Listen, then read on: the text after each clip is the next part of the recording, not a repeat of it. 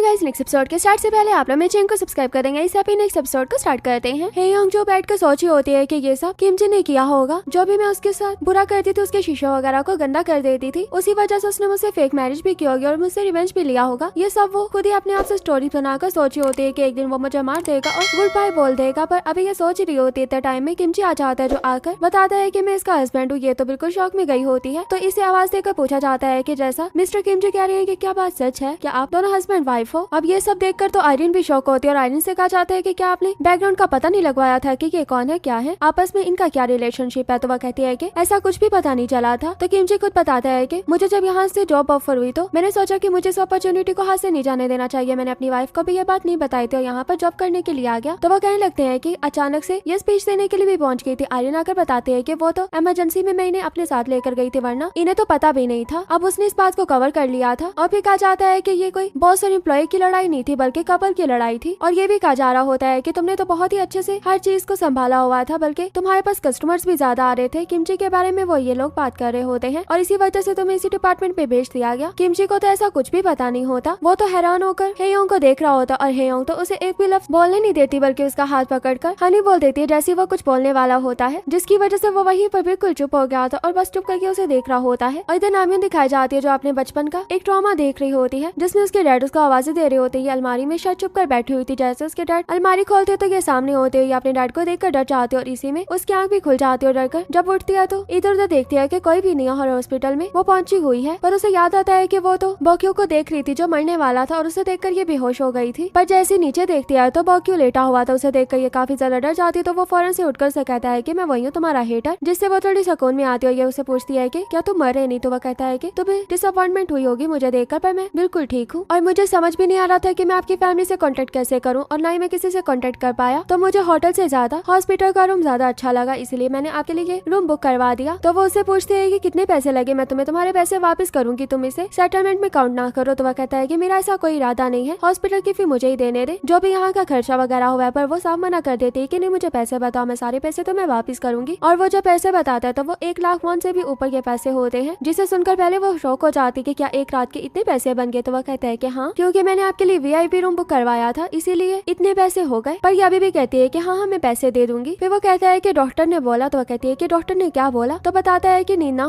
पूरी होने की वजह से आप वहीं पर सो गई थी और कुछ भी नहीं हुआ था और इतना लंबा सोई के पूरा दिन गुजर गया और खराटे मार मार कर सो रही थी। अब थोड़ी एम्बेरसमेंट तो उसे हो रही होती है, तो उसे कहता है कि आपको रेस्ट करनी चाहिए, ज्यादा काम नहीं करना चाहिए, काम पर चाहे फोकस हो पर फिर भी रेस्ट करना जरूरी होता है। और वो फिर जैसे ही अपना मोबाइल पकड़ने लगती है तो वो उसको उसका मोबाइल नहीं पकड़ने देता, क्योंकि वो टूटा हुआ था और इसके हाथ पर भी चोट लग सकती थी। तो वो कहता है कि मैं आपके लिए न्यू मोबाइल भी लेकर आया हूँ, पर मैं आपको पहले ये बता दूं कि इससे आप ये मत कहना कि मैं सेटलमेंट में काउंट करूंगा अपनी माफी के लिए। पर वो जब मोबाइल देखती हो तो वो बहुत ही लेवल का मोबाइल होता है, जिसे देखकर वो अपने आप को रोक नहीं पाती और कहती है कि नहीं ऐसा कुछ नहीं, बल्कि मैं इसके भी पैसे वापस करूंगी। और उससे मोबाइल के भी पैसे पूछ रही होती है। अब दोनों हॉस्पिटल से जा रहे होते हैं और इसने अपना न्यू मोबाइल भी हाथ में पकड़ा हुआ था। पर जाते जाते बॉक्यू को देखकर इसे बातें याद आ रही होती है नर्स की, जब नर्स इसे इंजेक्शन लगाने के लिए आई हुई थी। तब वो कहने लगती है कि वो लड़का तुम्हें यहाँ पर छोड़ने के बाद अपने आप को भी चेक करवाने के लिए गया था। तो वह कहती है कि उसे तो एडमिट होना चाहिए था ना, अगर उसका एक्सीडेंट हुआ है। तो वह बताती है कि नहीं उसका कोई एक्सीडेंट नहीं हुआ, बल्कि वो तो अपनी हिप्स और शोल्डर्स का चेक करवाने गया था, क्योंकि वो पूरा रास्ता आपको उठाकर लेकर आया था। काफी स्ट्रॉन्ग है आपका बॉयफ्रेंड। ये सुनते साथ ही वह कहती है कि नहीं वो मेरा बॉयफ्रेंड नहीं है। और क्या वो हॉस्पिटल तक मुझे उठाकर लेकर आया। तो वह कहती है कि हाँ आपका बॉयफ्रेंड आपके लिए काफी परेशान था। तो वो उसे क्लियर कर रही होती है कि वो मेरा बॉयफ्रेंड नहीं था, पर वो तो उसकी बात कोई अनसुना करके चली जाती है। अब इसे ये सब बातें याद आ रही होती है, इसीलिए बॉक्यू को बाहर आकर उसे थैंक्स कहती है कि तुम मुझे हॉस्पिटल तक लेकर आए। पर वैसे ही बॉक्यू ने उसके लिए टैक्सी भी मंगवा दी थी। अब ये टैक्सी में तो बैठने लगती है, पर इसके पास तो टैक्सी को पैसे देने के लिए भी पैसे नहीं होते, पर्स में 1 रुपया भी नहीं था। अब ये समझ नहीं पा रही होती कि उसे क्या करना चाहिए। बॉक्यू समझ आता है तो उसे पैसे देने लगता है, पर वो उसके पैसों को नहीं पकड़ रही होती। तो बॉक्यू कहता है कि क्या ये कम पैसे मैं तुम्हें और दे देता हूँ। तो वो फौरन से उन पैसों को पकड़ लेती है और कहती है कि नहीं ये पैसे भी मैं तुम्हें वापस कर दूंगी। ये कहकर टैक्सी में बैठ जाती है और वो भी विंडो पर नॉक करके इसकी विंडो को नीचे करवाकर कहता है कि मैंने तुम्हें तंग किया, जिसकी वजह से तुम अपनी नींद को भी पूरा नहीं कर पाए, उसके लिए मुझे माफ कर देना। अब ये बात कहकर उसने नामियन को तो भेज दिया था, पर नामियन अभी भी उसी के बारे में सोच रही होती है। हेयोंग दिखाई जाती है जो किमजी से कह रही होती है कि हम वीकेंड ही कपल आ करेंगे, काम के टाइम पर हम कपल नहीं हुआ करेंगे। वो उसे काफी ज्यादा गौर से देख रहा होता है। तो वो उसे कहती है कि तुम मुझे ऐसे क्यों देख रहे हो। तो वो कहता है कि क्या तुमने मुझ पर शक किया कि मैंने तुम्हारे लिए रिपोर्ट की होगी। तो वो कहती है कि हाँ, जब सभी लोग ये बोल रहे थे कि तुम विक्टिम हो और विक्टिम ने ही रिपोर्ट किया, तो इसका मतलब तुम ही ने की होगी ना, बस इसलिए मुझे तुम पर शक हो गया। तो वो कहता है कि तुम मुझ पर ट्रस्ट नहीं करती हो। तो कहने लगती है कि नहीं ऐसी कोई बात नहीं है। पर वो गुस्से से वहाँ से उठकर जाने जाने लगता है तो ये भी उसे चाहते हुए रोका कहती है कि मैं तुम पर इतना ट्रस्ट करती हूँ कि इस बेंच से गिरूंगी पर मुझे यकीन होगा कि तुम मुझे पकड़ लोगे। पर ये उसकी बातों को सुनकर भी वहाँ से जा रहा होता है। अब उसके जाने के बाद कहने लगती है कि ये क्या सच में चला गया। तो जैसे ही उतरने लगती है तो इसका पाँव फिसलता है जिसकी वजह से गिरने लगती है और किम जी से पकड़ लेता है। काफी अच्छी हीरो एंट्री देता तो है पर